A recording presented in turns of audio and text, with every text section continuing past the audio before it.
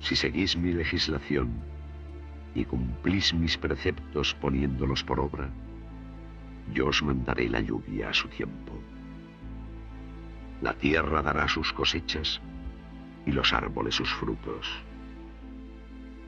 La trilla alcanzará a la vendimia y la vendimia a la sementera. Comeréis hasta saciaros y habitaréis tranquilos en vuestra tierra. Pondré paz en el país y dormiréis sin alarmas. Descastaré las fieras y la espada no cruzará vuestro país. Perseguiréis a vuestros enemigos, que caerán ante vosotros a filo de espada. 5 de vosotros pondrán en fuga a 100, y 100 de vosotros a 10.000. Quiere hablarme de Antonio Gala como si fuera su peor enemigo. Yo no creo tener muchos enemigos y desde luego no hablo mal de ellos. Me parece que a un hombre se le mide un poco por la grandeza de sus enemigos. Pero yo creo que si tuviese que hablar de mí, diría que soy petulante, que soy distante y que soy populista. No es verdad, pero lo diría. Pero usted sí sabe quiénes son sus enemigos. Son los enemigos de todos los movimientos que de alguna forma busquen la paz, el verdadero desarrollo, el progreso del alma humana y no el progreso de la mercantilización, del pragmatismo y del dinero, son enemigos de todos. Perdón, estos movimientos son los que tienen conmigo todo en común y los enemigos de ellos son mis enemigos. ¿Usted ha tirado alguna vez la primera piedra? No suelo ser aficionado yo a la primera piedra. Me parece que las primeras piedras son malas de tirar. Prefiero poner primeras piedras. ¿Pone la otra mejilla? Yo procuro no dar ocasión a que me golpeen la primera. Me parece que es la forma de llegar a la paz. Me parece que con el diálogo, con el convencimiento, con el traslado de la propia convicción, se puede evitar ese primer golpe y no tener que hacer ese paripé entre evangélico y ridículo que consiste en poner la otra mejilla. Jesucristo dijo: no ha venido a traer la paz, sino la guerra. No esa guerra. Para conseguir la paz individual, y quien la ha conseguido lo sabe, para conseguir el sosiego social, y quien se ha propuesto, que yo creo que no lo ha conseguido nadie, conseguirlo también lo sabe, se necesita tal violencia, se necesita tal esfuerzo, se necesita tal camino ensangrentado que verdaderamente se puede hablar de guerra. ¿Se puede ser cristiano y fabricar bombas atómicas? Usted sabe que no. Es rotunda, sencilla, radicalmente. No. ¿A usted no le repugna profundamente la lucha humana? No todas las luchas, pero la lucha con el semejante, contra el semejante, me parece la renovación permanente del cainismo. Me parece que hay siempre una raíz económica, como probablemente la hubo en el caso de Caín. Y me da pavor que la economía se instale como reina absoluta de un reino que no es el suyo. Nuestro reino es cordial. Nuestro reino es fraterno. La reina de este reino es la paz.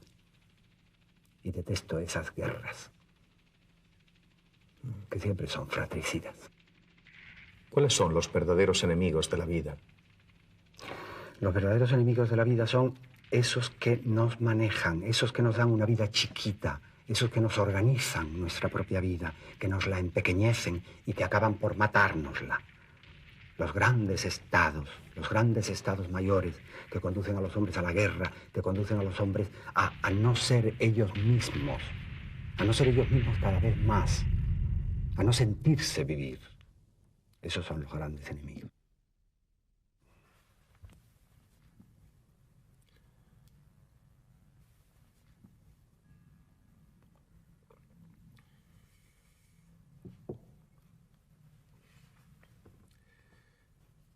¿Se ha dado usted cuenta de que la historia de la humanidad está hecha de guerras?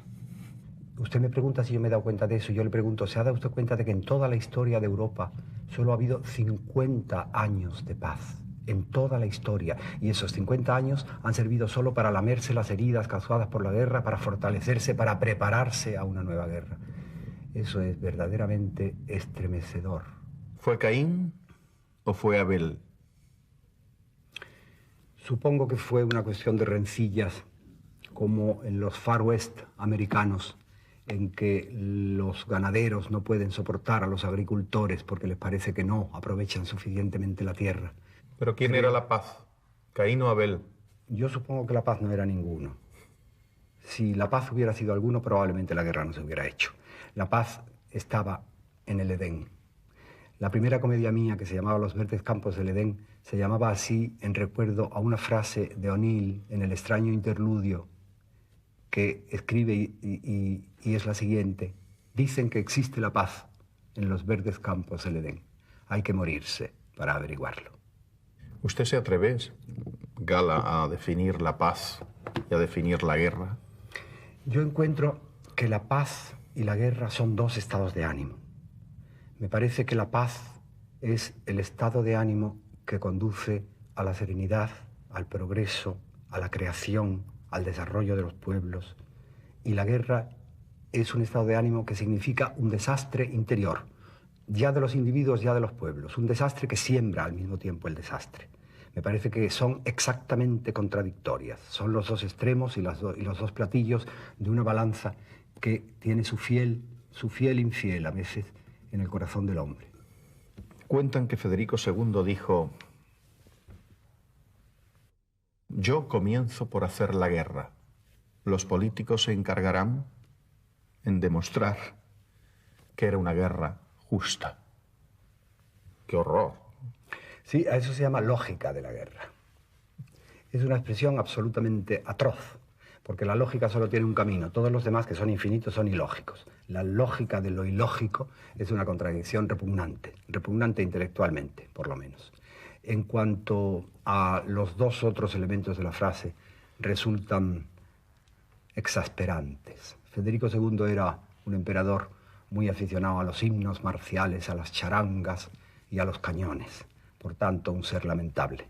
Y los políticos que justifican esas guerras, los políticos que están por debajo de las armas, pues tienen un cariz humano lamentable también. A lo largo de la historia, ¿cuál ha sido el imperio más sanguinario, Antonio? Todos los imperios lo han sido siempre. Su excusa es que no se puede hacer una tortilla sin quebrar y sin romper los huevos. Lo que no dicen es los huevos de quién, pero todos los imperios se parecen, porque todos los imperios se imitan los unos a los otros. Los imperios no tienen más arma que la fuerza, y una fuerza, si no está asistida por la fuerza moral, es siempre despreciable.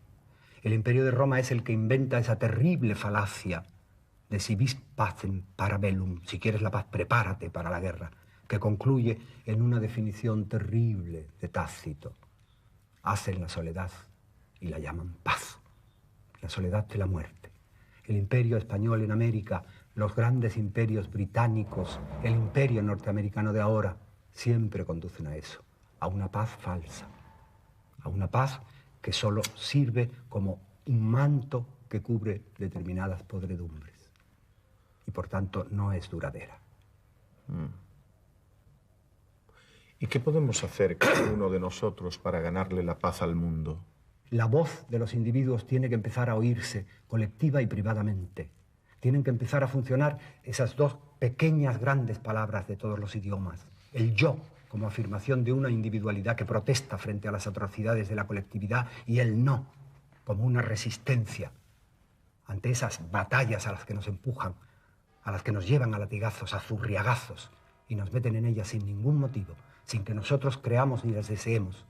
¿Se puede, Gala, ser pacifista cuando los de enfrente son beligerantes, cuando son viejos guerreros? Creo que el pacifismo consiste precisamente en una actitud antibeligerante, y con los beligerantes es con quien se tiene que ser pacifista, no con los pacifistas, si no, no haría falta el pacifismo. Usted naturalmente es pacifista. Sí, yo soy un profesional de la paz. Tiene usted ahí un libro de Gandhi. Era un profesional de la paz. Russell era también otro profesional de la paz. Me parece que hay más de los que creemos. Me parece que somos más en esta lucha paradójica de la paz de los que pensamos. Hay muchos corazones que palpitan al unísono, pero no se les oye. El estruendo de las guerras no deja oír a los corazones de la paz. ¿Cómo colabora usted día a día? Hubo un momento en que el referéndum para la entrada en la OTAN me conturbó. Me parecía que en ese momento la nación estaba por encima del Estado y los ciudadanos estaban por encima de los partidos políticos. Y el sentimiento de dignidad nacional debía estar por encima de todo. Y entonces encabecé el movimiento del no a la OTAN. Ha habido que esperar muy poco tiempo para que no es que se nos diera la razón, porque ya la teníamos, sino que se reconociera la razón. Una Europa bloqueada, es decir, con bloques, no era la Europa que queríamos. No era la Europa digna, libre, de pie que queríamos. Estaba claro por qué entrábamos en la OTAN y no valía la pena hacer ese referéndum, falaz, por otra parte, con 3 condiciones incumplidas. Esa fue mi primera aportación, digamos, belicosa, aunque sea una paradoja al parecer, a favor del pacifismo. Luego, desde entonces, ya no he podido parar. Ya no he podido parar porque me dolería el alma si no dijera lo que tengo que decir. Pero ya sabe usted el peligro de echarle un pulso al Estado, ¿no? Como Séneca. Sí, sí, lo sé. No he visto una reacción más extraña contra los pacifistas que la que han tenido hace bien poco nuestros gobernantes. Los pacifistas, por lo visto, éramos o poetas o aldeanos. Y en la aldea global esa, por lo visto, no pueden entrar los poetas y, desde luego, los aldeanos menos. Éramos retrógrados, deficientes mentales, cursis, infantiles. Éramos brujas que había que cazar otra vez. Menos mal que la guerra ha durado menos de la cuenta, si no probablemente algunos hubiéramos sido quemados en la picota. A mí era difícil destituirme porque nunca he estado instituido, pero de todas maneras se ha hecho lo que se ha podido. Qué curioso. Cómo se ha reaccionado contra el pacifismo. Cómo el que tiene mala conciencia tiene que alzar la voz. Tiene que descalificar siempre. Una vez más, los que no están de acuerdo son contrincantes. No se puede disentir. Y ese es el principio de la guerra. Ese es ya el principio de una guerra que está latente, de una guerra que se puede desencadenar en cualquier momento. ¿La paz es la única salida posible? Me parece que la paz es la única salida airosa, la única salida no difunta con que cuenta la humanidad. La frase de Bertrand Russell decía: al final del siglo sucederán una de estas 3 posibilidades y no puede suceder otra. En primer lugar, que el mundo se termine. En segundo lugar, que la población disminuya por catástrofes bélicas y que se vuelva a la barbarie. Y en tercer lugar, que haya un gobierno que monopolice y controle todas las armas más peligrosas de la humanidad. Creíamos que no iba a ser así. Creíamos que había una 4ª posibilidad, el acuerdo, la concordia, la conciliación. Hemos visto que no, que se va a realizar la 3ª, que un solo gobierno se va a autoerigir en alguacil del universo, en sheriff del universo. Eso es altamente entristecedor. Cuando se pensaba que el mundo iba a ser una aldea global y Europa una casa común, resulta que esa casa ya tiene gobernante y esa aldea ya tiene alcalde. Duro, duro, duro. ¿A qué le suena eso del nuevo orden mundial? No me suena bien. ¿No le da miedo? No, no me suena bien. El orden no puede ser nunca impuesto. El orden tiene que ser el producto de un consentimiento. Eso sucedió ya en la Iglesia, en el Concilio de Basilea. Perdóneme usted que me remonte, pero el paralelo es interesante. Nicolás de Cusa contra Torquemada. Torquemada era español. Cusa decía que la armonía se logra siempre por la concordia. Torquemada era partidario de la imposición. El resultado fue clarísimo. Se galopó hacia la infalibilidad del Papa. Ahora mismo sucede igual. Nos encaminamos hacia la infalibilidad de un poder, y eso es acabar con todos los demás. Si un poder no está equilibrado, si un poder no está controlado, acaba imponiéndose de una manera feroz, porque no tiene oposición. ¿Qué sucede con esa aldea global y ese extraño alcalde y ese nuevo orden del universo? ¿Es que el universo no tenía ya órdenes? ¿Es que no sabíamos por dónde se va camino de la paz, camino de la justicia y camino del progreso? ¿Es que hay un progreso que se pueda hacer con la guerra? ¿Qué ha sucedido con esta última? Un médico no quiere nunca, un médico artero, no quiere nunca que su enfermo se ponga del todo bueno. Una economía que está en recesión siempre es aficionada a la guerra porque destruye lo que hay y luego lo reconstruye, con lo cual ella sonríe y se alegra. Alguien que produce armas no quiere nunca que la guerra se acabe. Siempre conviene mantener una zona de conflicto. Una zona que, llegado el momento conveniente, se alce y provoque la necesidad de más armas. Hacer su agosto en un Oriente Medio tan proclive a todo eso es siempre una tentación, y una tentación muy grave. No creo, de momento, en ese orden. ¿Y qué le parecen los países democráticos y guerreros? Un país democrático, en principio, es un país que oye a su pueblo, en que el poder está en el pueblo. El pueblo elige a sus gobernantes. Los elige en una extraña campaña de ofertas de supermercado. Solo hay 2 o 3 y tienen precios rebajados. Elige la que le parece que más le conviene, o la que le parece que le va a dar más, o la que le parece que le va a eximir de impuestos. Pero ahí se acaba toda la democracia. Ya no se interviene más. Antes la democracia griega consistía en adivinar un poco cómo era el alma del elegido, y se le vigilaba día a día. Se iba detrás de él, se le acusaba o se le aplaudía. Ahora no. Ahora el máximo poder se entrega y hasta que llegue otra elección igualmente conturbada, igualmente improbable. Se le entrega las llaves de la despensa, las llaves de los almacenes de armas, la llave de los arsenales, y él se maneja. Detesto a los estados mayores. Detesto, iba a decir a los estados, y casi lo digo.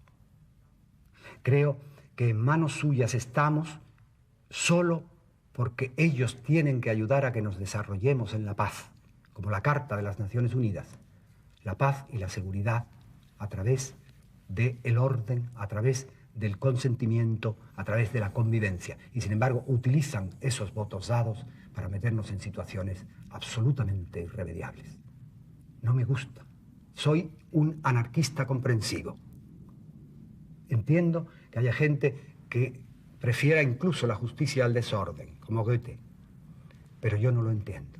La justicia me parece uno de los poquísimos valores absolutos y tiene que estar por encima de todo, por encima del orden también. Por eso me da miedo el nuevo orden, porque creo que es un orden injusto, que va a ser un orden injusto, porque va a ser un orden monopolizado. Sin embargo, no ha habido guerra entre el capitalismo y el comunismo.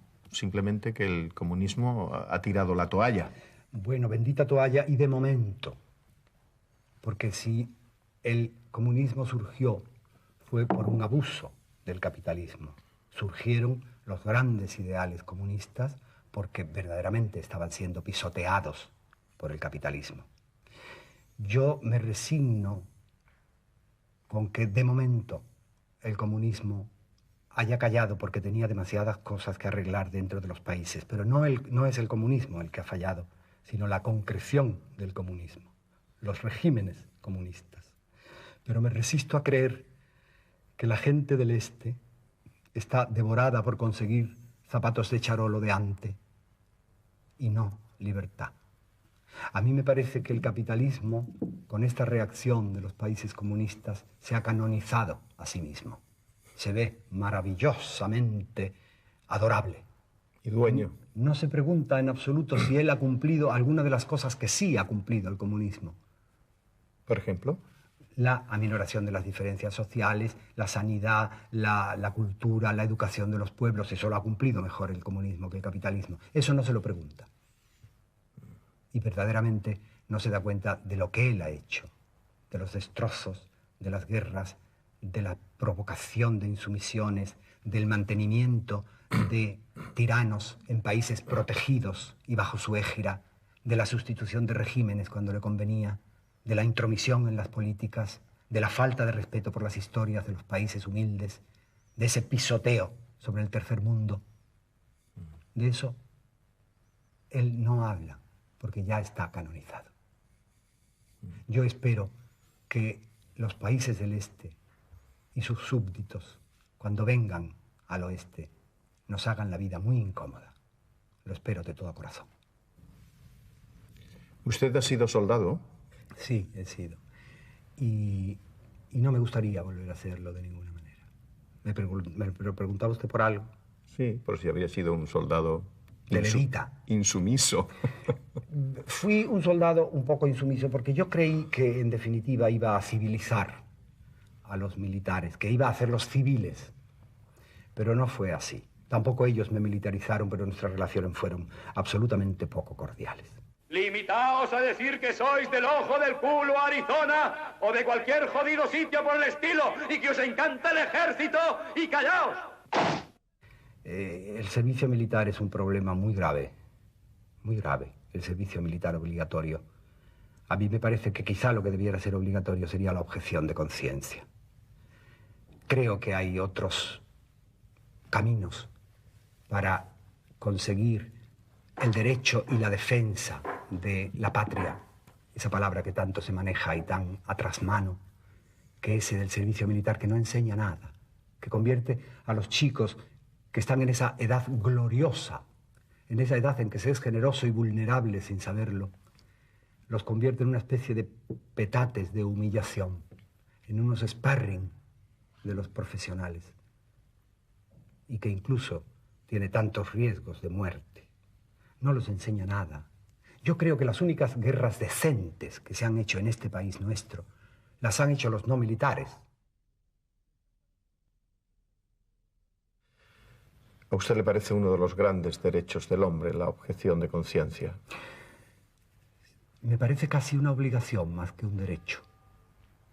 Me parece que la objeción de conciencia es un derecho no reconocido o no cumplido, como se habla del derecho al trabajo, del derecho al techo y a la casa. Existen los más íntimos derechos del hombre que no se satisfacen por ningún Estado. ¿Cómo no va a ser posible esa objeción de conciencia a alguien que dice yo no, juntando las dos grandes y magníficas palabras? Estoy absolutamente de su lado. Creo que en ese momento en que el joven está en el esplendor de la vida, no puede humillársele de una manera gratuita, no puede hacérsele indigno, no puede hacérsele descreer de lo que es la patria. ¿Qué es para usted el honor? Creo que el honor es una cualidad moral, interior, que proviene del consentimiento de estar cumpliendo los deberes que tenemos para nosotros mismos y para los demás. Es decir, no se puede confundir el honor con la opinión ajena que tanto daño ha hecho a los españoles. Me parece que el honor es la raíz de nuestra propia alma. ¿Y la patria? Temo a las grandes palabras porque pueden ser utilizadas como bandera. Dios, patria, rey, democracia. La patria para mí es algo mucho más sencillo. Es el sitio donde nacimos, el sitio donde nacen nuestros hijos, el sitio que nosotros cultivamos, la tierra a la que un día esperamos llegar y ser en ella enterrados. Antes que patriota, entonces se siente ser humano. Ser humano, por encima de todo. El mundo es una patria más grande. ¿Y el valor? ¿Qué es el valor? Para mí, el valor es la fuerza que nos proporciona la certeza de nuestras convicciones. Una fuerza, por tanto, moral. Toda fuerza que no lo sea ha de ser desechada. No se nos puede salvar a la fuerza ni la salvación. Si de verdad fuéramos valientes, diríamos no a la guerra, no a la injusticia. Si de verdad fuésemos valientes, no nos importaría pasar por cobardes. ¿Qué es esa acusación la que se hace a los que no quieren participar en este embrollo ensangrentado? ¿Puede un gobierno obligar a un hombre a matar? Yo creo que un gobierno, solo en muy contadas ocasiones, y no conozco ninguna, son demasiado poco contables, puede obligar a matar. La guerra de defensa, la guerra de invasión, no remediada a tiempo, como pudo remediarse la del Golfo, que es la última que hemos padecido, puede suscitar el derecho a la defensa. Pero antes del derecho a la defensa está el diálogo, están las armas de la paz, que son las que yo promuevo y seguiré promoviendo siempre. La guerra da licencia para matar, pero la da también la conciencia. ¿No es el mismo crimen matar a un hombre en la guerra que en la paz? Por lo que en la vida civil se nos condenaría, en la guerra se nos condecora. Cuantos más asesinatos, más y más alta será la condecoración. Esa subversión de valores, esa desjerarquización de valores, pone al hombre en una tensión irresistible. Los que volvieron vivos de Vietnam, en Norteamérica, porque es la experiencia más reciente que tenemos, tenían la sensación de que podían seguir matando, o venían abrumados por la responsabilidad de haber matado. En cualquier caso, eran almas desconcertadas. Pero el hombre gala no tiene el instinto de la caza. El instinto de la caza puede... La agresividad. Ya. El hombre tiene 3 necesidades esenciales. El amor, para el que necesita su cubil, que es el instinto de procreación. El instinto de conservación, es decir, el instinto de alimentarse, para lo cual está la caza. Y, de alguna forma, el instinto de mantener su propio territorio, como un perro que alza la pata para que el otro perro sepa que él allí es el amo. Pero no existe el instinto de la agresividad. Precisamente la agresividad se suscita, y al principio de la conversación lo decíamos, cuando el hombre se agrupa en sociedades más grandes. Yo creo que el hombre primitivo, y es el más instintivo, por tanto, donde pueden estar más claramente definidos los instintos, el hombre primitivo ha tenido que hacer tales saltos en su evolución, ha tenido que improvisar de tal manera que sin la razón y sin la cooperación hubiese sido imposible esa línea evolutiva de crecimiento.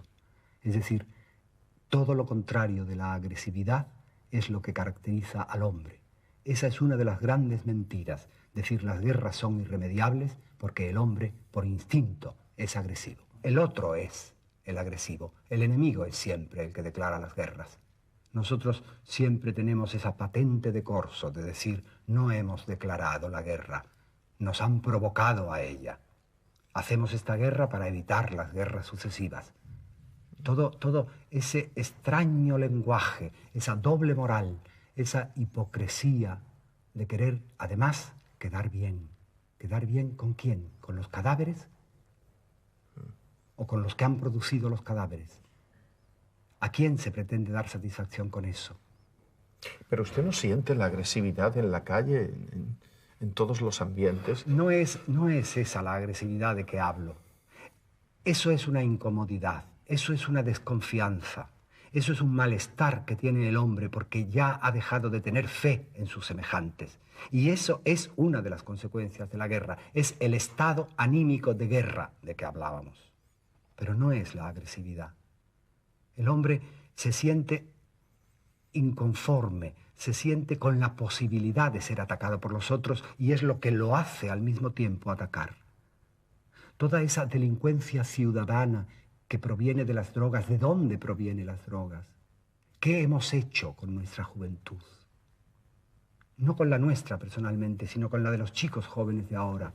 Los hemos acostumbrado a un extraño hedonismo, a una extraña complacencia. El que no es rico es un resentido, o es un drogadicto, o es un delincuente. Es decir, lo hemos hecho a imagen y semejanza de una sociedad extraña, perturbada, y ahora nos alarma que deserte de los ejércitos. Es decir, la sociedad quiere estar al caldo y a las tajadas. A mí me impresiona mucho eso, la frase de que la guerra es la higiene del mundo. Sí, como en la Edad Media, las sangrías. Se sangraba mucho. Se hacían cortes, se ponían sanguijuelas. Luego la medicina se dio cuenta de que eso era malgastar. Pero ahora, ¿por qué se hacen las guerras? Nos dicen que son razones ideológicas. Parece que el comunismo y el capitalismo, hasta ahora, eran congénitos, que eran posturas congénitas. Como fue aquí en la guerra civil, trazaba una raya en la geografía y estos eran rojos y estos eran nacionales. Pero ¿qué forma de dividir es esta? ¿Qué forma de distinguir, de discriminar es esta? No hay otra causa de las guerras que el dinero. No existe otra que favorecer las economías. Absolutamente es una turba de mercachifles que están entrando en el templo del corazón humano sin que el Cristo otra vez los eche a latigazos. Todo lo demás es absolutamente falso. Toda esa especie de melaza que se echa sobre la verdad, sobre la oscurísima verdad de los mercaderes. Por dinero. La guerra es por dinero. Está claro que la guerra es siempre por una razón económica. La economía se ha hecho la verdadera dueña de la casa. La economía manda en los que mandan. La economía ahora está por encima de las políticas. Y por encima de los pueblos y por encima de las razas. El dinero no tiene fronteras, no reconoce colores de piel, no reconoce malos olores, no le importa nada. ¿Cuántos millones se habrán gastado en guerras en lo que va de año? Yo creo que eso nunca lo sabremos. Nunca se nos darán esas cifras porque resultan verdaderamente vergonzosas. Es una lacra para la humanidad, esas cifras. Yo sé decirle que con el precio de un misil intercontinental pueden alimentarse 50 millones de niños, ponerse en riego 1 millón de hectáreas y plantarse 2 millones de árboles. Mientras una tercera parte de la población del mundo pasa hambre y muere de necesidad, las otras 2 están muriendo de guerra. Es algo tan terrible que solo pensar un momento en eso da miedo. Da miedo recapacitar que, sabiendo los seres humanos que se mueren, puedan ser tan duros y tan incomprensivos los unos con los otros. ¿Es posible la paz sin justicia? No, no es posible. La paz es la consecuencia de una justicia. Si no, la paz es volátil, absolutamente efímera y no conduce sino a otra guerra, porque lo que produce es el resentimiento. Para mí, fíjese usted, ya que ha hablado del pan, Gandhi otra vez decía, no se puede hablar a Dios, no se puede hablar a la gente de Dios si tiene hambre, porque Dios para ellos en ese momento será el pan y la mantequilla. Yo no creo que hay más que una violencia justa. La violencia que se alza contra el tirano. Porque hay una especie de matanza colectiva cuando se escatiman, cuando se somete a la gente a unas condiciones de albergue, de alimentación, de supervivencia malas. Entonces, para sobrevivir, sí puede esa gente defenderse. Y esa violencia es loable. Porque está producida por alguien de arriba que ha perdido todo el derecho de estar arriba y que tiene que ser destronado. No otra violencia. No otra violencia, sino aquella que verdaderamente conduzca al hombre al valor más absoluto que tiene, que es el de la dignidad. ¿Pero hay algún caso en el que usted pueda justificar una guerra? Yo no veo ninguna guerra justa. Yo no veo ninguna guerra que verdaderamente pueda ser calificada de santa. Ese empleo desconcertado del nombre de Dios, ese empleo de la más alta aspiración del hombre. Los reyes vienen por derecho divino, los padres son los encargados de Dios, el Papa es el vicario de Dios. Siempre se emplea esa palabra para hacer la violencia. Siempre se emplea esa garantía que tiene todo poder, cualquier poder, para oprimir, para no dejar expresarse a las almas menudas, cotidianas, frágiles de los hombres. Ya se siembra la violencia en ambientes casi domésticos. Esos padres violentos engendran hijos violentos, porque el niño siente el pavor ante una autoridad que lo martiriza, ante una autoridad injusta, y entonces siempre querrá evadirse de cualquier autoridad que luego venga. Han pasado unos meses de la Guerra del Golfo, señor Gala. ¿A quién sentaría usted en el banquillo de los acusados de esa guerra?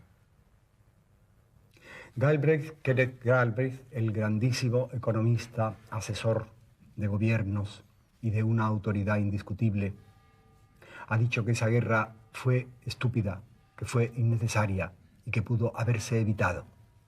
Y ha añadido que debían subvencionarla y pagarla las clases poderosamente económicas de los Estados Unidos, puesto que en su interés se hizo y por su interés se envió a las clases económicamente débiles. Sentaría en el banquillo una vez más a todos los que quieren sacar dinero de la muerte. Antonio, ¿usted cree que la ONU tiene las manos limpias?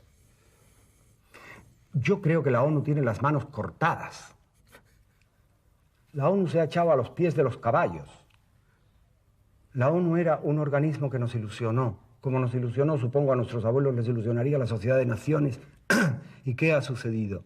Una serie de acuerdos vetados, una serie de acuerdos desaprovechados, una obediencia total, una puesta a disposición, una especie de asesoría jurídica, una especie de aprobador de las órdenes del Señor. Está en este momento muy bajo cero. La ONU es muy difícil que se crea ya en ella y que mantenga la esperanza y la ilusión. No, si después de haber aceptado la propuesta de la utilización de la fuerza por una invasión que en efecto era una invasión injusta, si en este momento quien manda no pone en efecto y en realidad las otras decisiones de la ONU respecto a otras invasiones, todos vamos a salir absolutamente desacreditados. ¿Cuántas estatuas vemos a los hombres de guerra y qué pocas a los hombres de paz? Ninguna. Yo creo que ninguna. La guerra siempre gana. No se sabe cómo. Porque los que vienen después le parecen que tienen buenos ejemplos anteriores, buenos antecesores, y conviene que esos antecesores sean erigidos. Y la historia, Dios mío, la historia no es una lápida conmemorativa, no es una estatua ecuestre, no es un obelisco. La historia es la vida. La historia es el día a día, el gota a gota, la monotonía del trabajo. La mujer que pare y cría a sus hijos. ¿Para qué cría a sus hijos? De verdad, puede ser un tópico, pero ¿para que los maten en la guerra? Esa es la vida y esa es la historia. La historia verdadera, que es la sonrisa, la siembra en un huerto y la cosecha de ese huerto y la esperanza. No merece la pena vivir en estado de guerra. El estado de guerra es como un humo que contamina todo. Se mete por los intersticios de las puertas, por debajo de las ventanas, llega hasta la intimidad más absoluta, hace que el ciudadano se vaya aislando porque crea esa sensación grave de desconfianza. El estado de guerra, más aún que la guerra. Y entonces luego quiere romper el aislamiento, quiere salir de sí, quiere reunirse con los demás, pero los demás están también aislados. Se produce una inconexión, se produce una incomunicación gravísima. Los efectos de la guerra son siempre incalculables. En fin, esperemos que después de esta vida no sigamos en guerra o en paz. ¿Se refiere usted a otra vida? Sí. Yo se la deseo buenísima, pero me parece que no va a tener usted demasiada ocasión. Me parece que ni esta va a ser mucho tiempo vida si seguimos así. Creo que la Tierra debía sacudirse al ser humano, a este mono que tenía el cerebro un poco más grande que los otros monos, se lo debía sacudir como se sacudió a los dinosaurios, porque la estamos haciendo polvo entre todos. Estamos matando los mares, estamos despanzurrando seres, estamos destrozando el universo, estamos triturando la belleza de los paisajes. Y hablamos todavía de que hay que controlar la natalidad porque la naturaleza no tiene recursos suficientes, pero si la estamos dejando sin recursos.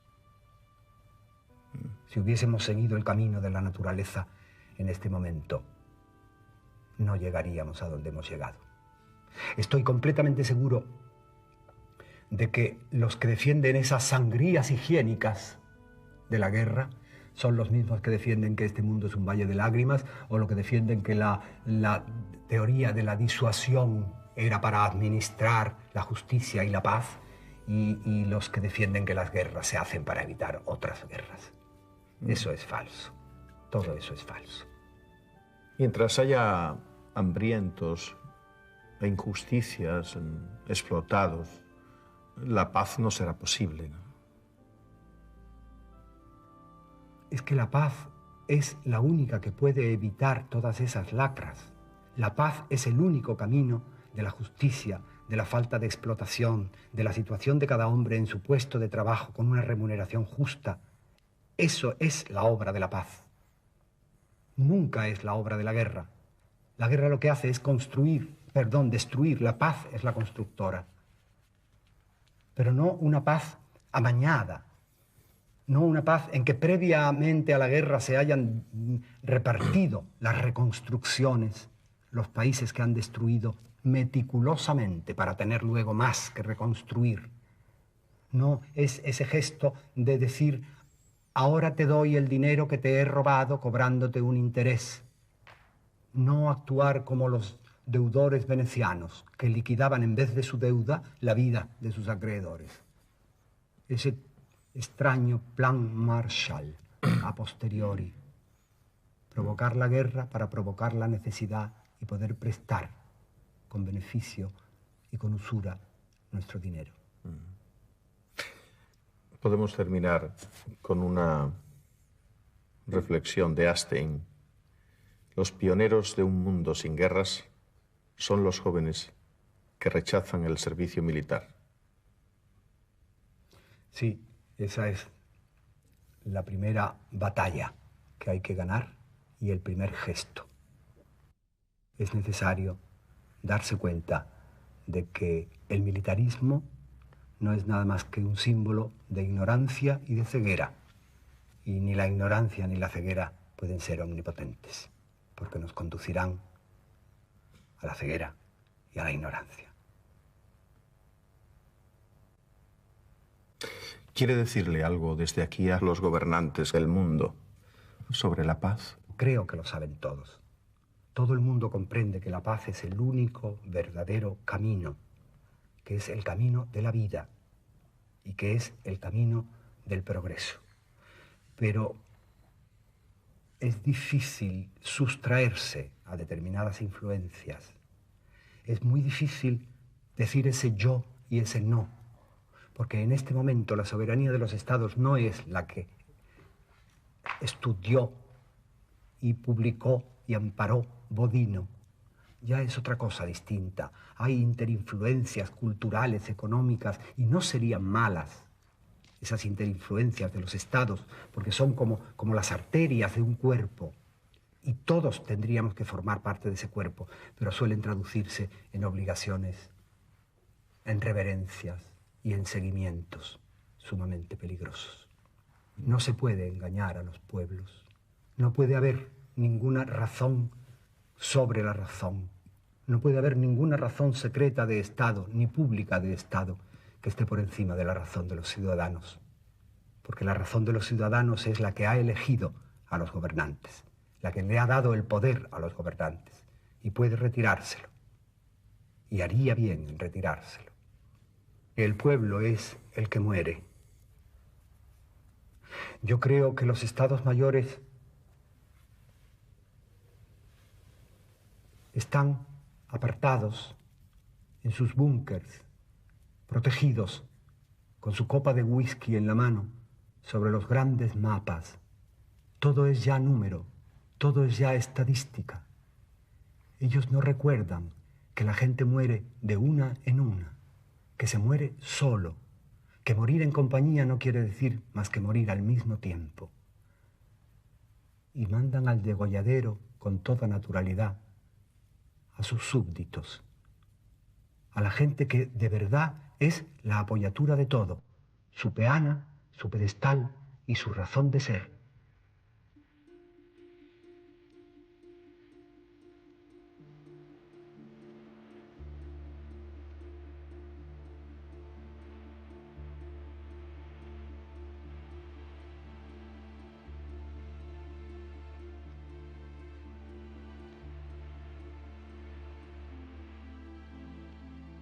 Os han enseñado que se mandó a los antiguos: no matarás, y si uno mata será condenado por el tribunal. Pues yo os digo, todo el que trate con ira a su hermano será condenado por el tribunal. El que lo insulte será condenado por el consejo. El que lo llame renegado será condenado al fuego del quemadero. En consecuencia, si yendo a presentar tu ofrenda al altar, ¿te acuerdas allí de que tu hermano tiene algo contra ti? Deja tu ofrenda allí ante el altar y ve primero a reconciliarte con tu hermano. Vuelve entonces y presenta tu ofrenda. También os han enseñado que se mandó a los antiguos: no jurarás en falso y cumplirás tus votos al Señor. Pues yo os digo que no juréis en absoluto.